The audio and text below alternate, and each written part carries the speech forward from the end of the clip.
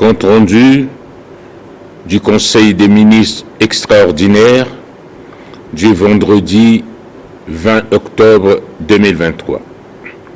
Le vendredi 20 octobre 2023, sous la très haute présidence de son Excellence professeur Faustin Archange Touadéra, président de la République, chef de l'État, le Conseil des ministres a tenu sa séance extraordinaire à 15h45 autour de l'ordre du jour suivant. Les dossiers à examiner, les communications ministérielles et les divers. Avant d'aborder les points inscrits à l'ordre du jour, le ministre chargé du secrétariat général du gouvernement et des relations avec les institutions de la République a donné la position des membres du gouvernement absents au titre des dossiers à examiner. Le ministre chargé du secrétariat général du gouvernement et des relations avec les institutions de la République a soumis à l'examen du Conseil deux notes. La première concerne le projet de budget relatif à la célébration du 1er décembre 2023, marquant le 65e anniversaire de la proclamation de la République centrafricaine. Et le second est relatif à la réhabilitation partielle de l'école Saint-Jean. Le ministre, dans le cadre de la première note, a indiqué que le 1er décembre 2023 marquera pour notre pays le 65e anniversaire de la proclamation de la République centrafricaine.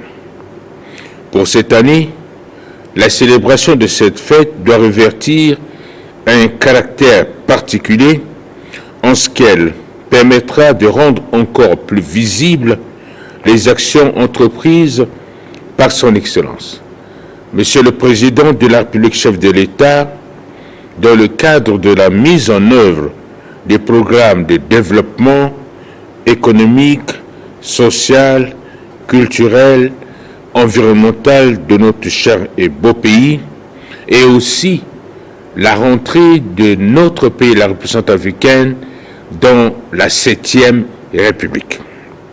À cet effet, les principales activités retenues sont les suivantes. L'adresse de son Excellence, Monsieur le Président de la République, chef de l'État, à la Nation, les offices religieux, les décorations sur l'avenue de Martyrs le 30 novembre 2023, le défilé civil et militaire sur l'avenue des Martyrs le 1er décembre 2023, la course de pirogues, les activités sportives et les manifestations littéraires, artistiques et culturelles, ainsi que les conférences débats. Les réjouissances populaires seront organisées dans les 10 arrondissements de Bangui, y compris Bimbo et Bégua. À cet effet, le ministre a présenté la synthèse du budget proposé qui ne prenne pas en compte certaines charges qui concernent les activités des ministres résidents qui effectueront des tournées dans les différentes préfectures pour organiser les fêtes en différé du 1er décembre.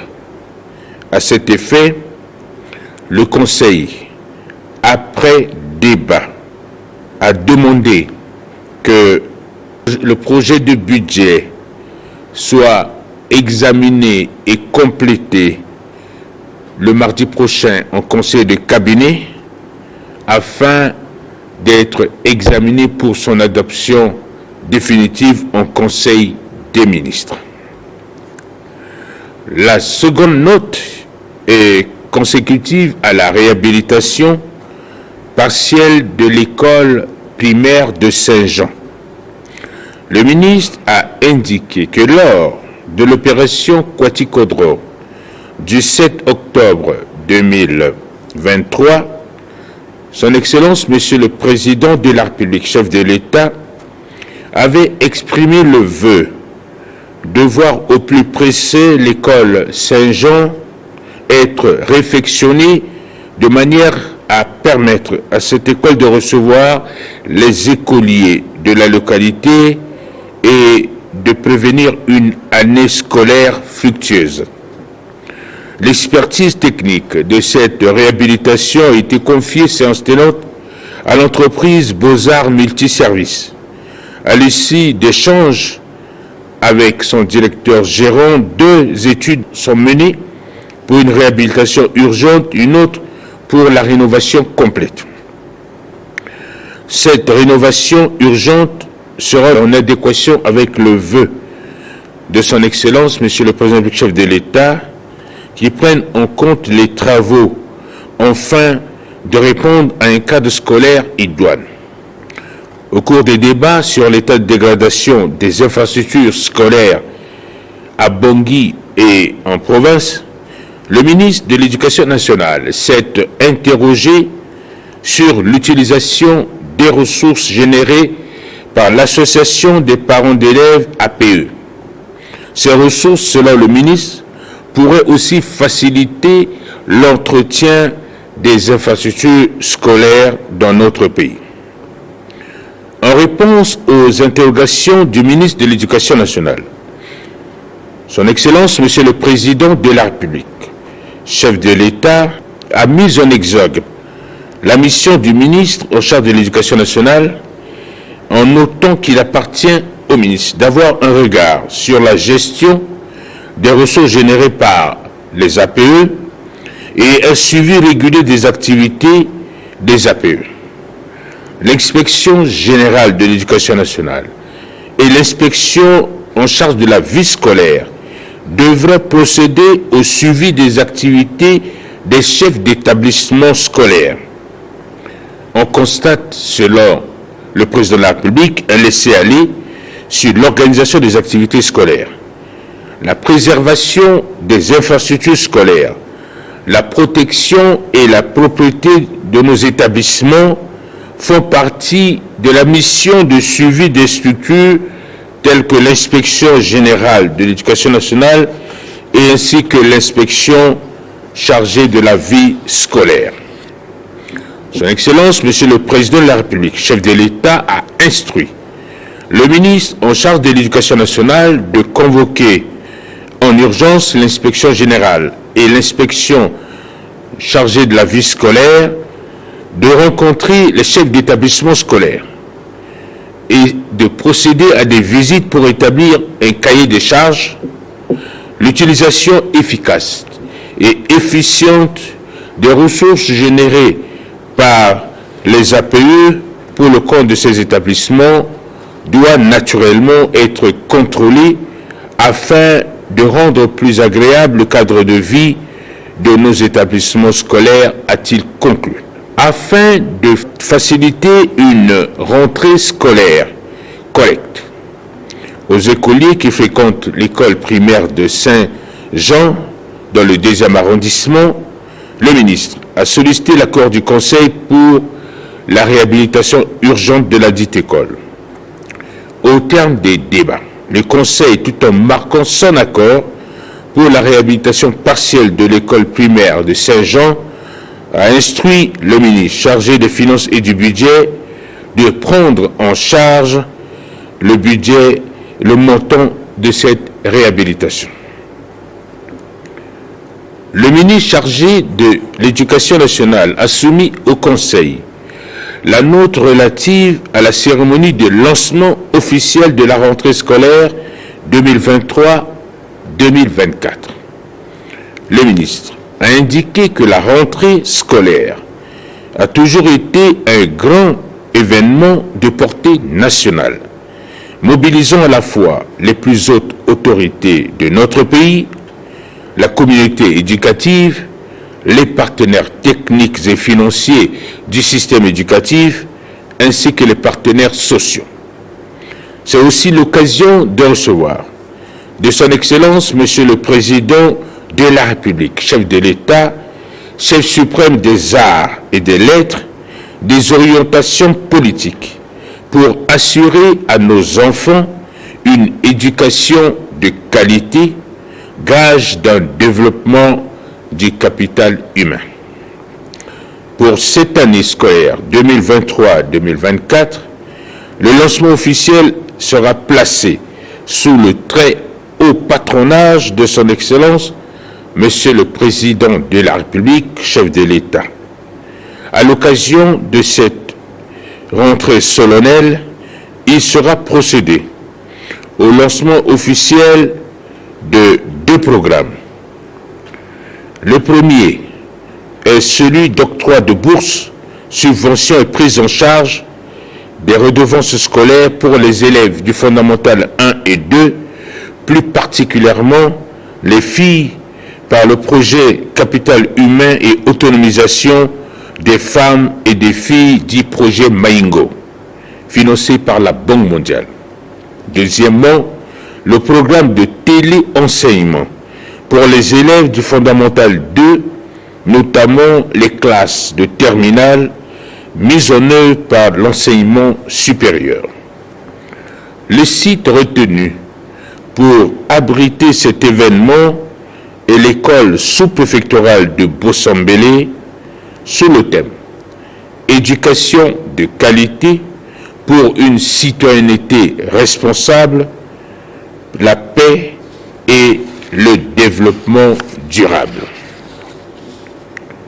Afin de permettre la réussite de l'organisation de ce grand événement, le ministre a sollicité l'accord du Conseil pour la prise en charge sur le budget de l'État.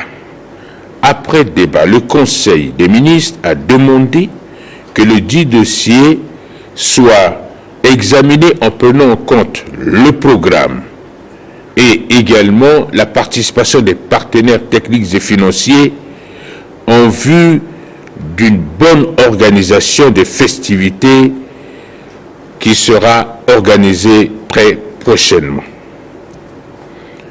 Le ministre chargé du secrétariat général du gouvernement et des relations avec les institutions de la République, en lieu et place du ministre chargé de l'agriculture et du développement rural, a soumis à l'examen du Conseil le projet de budget de la célébration de la Journée mondiale de l'alimentation JIMA et de la Journée mondiale de la femme rurale GMFR, édition 2023 à Kagabandoro.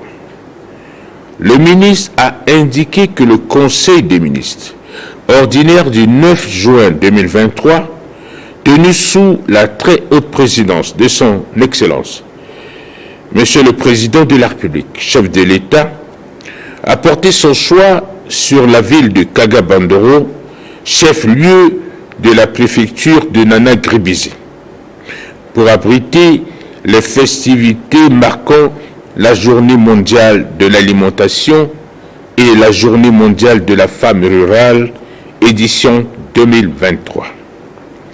Les ressources consacrées à l'organisation de ces festivités sont inscrites sur 3 chapitres de la loi de finances rectificative de l'exercice 2023. À cet effet, compte tenu des difficultés inhérentes à cette organisation, le ministre a sollicité des orientations du Conseil. Après débat, le Conseil, compte tenu de l'état de dégradation avancée des routes entre Sibut et Kagabandoro et des infrastructures au niveau de la ville de Kagabandoro, a décidé de reporter l'organisation de ces festivités en 2024 d'une part et de procéder à une évaluation urgente des infrastructures dans la ville de Kagabandoro par un comité interministériel en vue d'engager les ressources nécessaires au financement des investissements au titre de l'exercice 2023 pour cette ville, en prélude donc à l'organisation de la JIMA 2024 qui sera toujours à Kagabandoro. Au titre des communications ministérielles, le ministre chargé de l'administration du territoire, de la décentralisation et du développement local, coordonnateur de l'opération Kwati-Kodro, a rendu compte au Conseil des activités de la dite opération.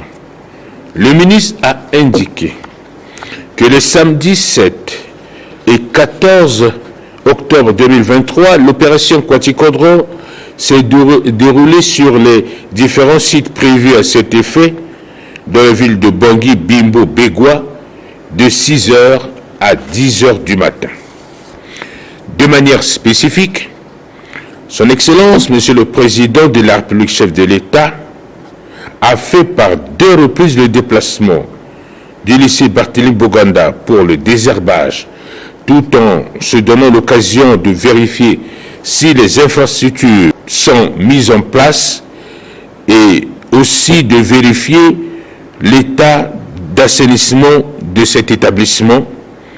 C'est avec les associations de cet arrondissement, les élèves du lycée Barthélémy Boganda et la population environnante que l'opération Kwati-Kodro, pilotée personnellement par son Excellence, Monsieur le Président du chef de l'État, a été effectuée dans la satisfaction générale. Par la suite, l'autorité suprême a poursuivi son périple le samedi 14 octobre 2023 au lycée d'application de l'École normale supérieure ENES pour la même activité. Les activités de nettoyage et ramassage des ordures sont programmées pour le samedi 21 octobre dans tous les arrondissements de Bangui et les communes de Bimbo et Begwa. Plus précisément au monument Omar Bongo Odimba, au marché combattant et Boirabe, à l'école Saint-François, ainsi que dans le 9e arrondissement pour le dégagement de la voirie urbaine et l'assainissement de la brigade de la gendarmerie de Landiam Boko. Après cette présentation, le Conseil en a pris acte. Le ministre chargé des Transports et de l'Aviation civile a rendu compte au Conseil de la mise en œuvre du décret fixant les barrières légales en République centrafricaine. Le ministre a indiqué qu'en application des dispositions du décret numéro 23.149 du 6 juin 2023 fixant les barrières légales en République centrafricaine, la brigade spéciale mixte de contrôle mobile et de surveillance des barrières a effectué sa 2e mission sur le 4e parallèle, notamment sur l'axe Bangui-Mbaiki-Boda-Mambere, Yamando-Nola, Berberati, où 38 barrières ont été répertoriées, dont 24 démantelées, 12 barrières retenues avec une revue d'effectifs sur les dites barrières. 2 barrières ont été jugées utiles pour des raisons économiques. Il s'agit de la barrière des eaux et forêts à l'entrée de Bambio et d'une autre à l'entrée de la ville de Carnot appartenant au service des douanes. Afin de rendre cette brigade autonome et efficace, des recommandations ont été formulées. La brigade envisage d'organiser la 3e mission sur l'axe Bangui-Ndélé, a conclu le ministre. En reprenant la parole, son Excellence, Monsieur le Président de la République, chef de l'État, a estimé que le démantèlement des barrières illégales est une bonne action car elle a un impact économique direct important, mais aussi permet d'assurer la sécurité de nos concitoyens. Il a toutefois souligné que les postes barrières maintenus doivent faire l'objet d'une régularisation à travers la modification partielle du décret numéro 23.149 du 6 juin 2023 fixant les barrières légales en République centrafricaine. Son Excellence, Monsieur le Président de la République, chef de l'État, a rappelé également que les campagnes d'intoxication qui se développent dans la ville de Bangui à travers des rumeurs qui mettent en exergue à tort une montée de l'insécurité dans la ville de Bangui qui est consécutive à la levée des barrières. Les barrières illégales engendrent des dépenses supplémentaires faites par les usagers de la route, lesquelles dépenses sont répertoriées sur les prix de vente des produits de première nécessité. À cet effet, le travail de la brigade mixte de contrôle des barrières sera un long processus. Pour son Excellence, Monsieur le Président de la République, chef de l'État, ces activités doivent être pérennes, mais il est nécessaire également de passer à la sanction, a-t-il conclu. Après cette présentation, le Conseil en a pris acte. Au titre des divers, le ministre chargé des Transports et de l'Aviation civile a informé le Conseil de la reprise des vols de la compagnie aérienne Ethiopian Airlines à partir du 15 novembre 2023. Il a fait noter que 3 vols par semaine seront organisés par cette compagnie qui permettront de faciliter la desserte de notre pays. Le ministre chargé de la Santé publique et de la population, quant à lui, a informé le Conseil d'un deuxième cas d'incendie sur le dépôt de médicaments offerts par le Fonds mondial. Ces médicaments destinés à lutter contre la tuberculose et également contre le VIH. À cet effet, les enquêtes sont en cours du côté du Programme alimentaire mondial pour connaître les raisons de cet incendie. Le ministre a également informé le Conseil d'une importante visite de l'Organisation mondiale de la santé. Cette visite permettra d'évaluer la formation du personnel de la santé. L'objectif recherché est l'organisation d'un grand forum sur le personnel de la santé de notre pays. Le ministre chargé de l'administration du territoire, de la décentralisation et du développement local a informé le Conseil du lancement du processus de relecture du Code électoral. Il a fait noter que l'avant-projet de ce texte est maintenant disponible. Un atelier de validation sera organisé à cet effet. Le ministre chargé de la fonction publique et de la réforme administrative a informé le Conseil de l'autorisation du traitement des salaires du mois d'octobre 2023. Il a également informé le Conseil de la poursuite des travaux du comité chargé des litiges relatifs au contrôle des fonctionnaires et agents de l'État. Sur les 2256 cas litigieux, 929 cas ont été traités, a souligné Monsieur le ministre. Les effets de ce contrôle ont permis de constater depuis quelques jours plusieurs cas de dénonciation des agents de l'État absents à leur poste depuis plusieurs mois. L'ordre du jour étant épuisé, Son Excellence, Monsieur le Président de la République, chef de l'État, a levé la séance à 18h30. Fait à Bangui le 21 octobre 2023, le ministre chargé du secrétariat général du gouvernement et des relations avec les institutions de la République, Maxime Balalou. Je vous remercie.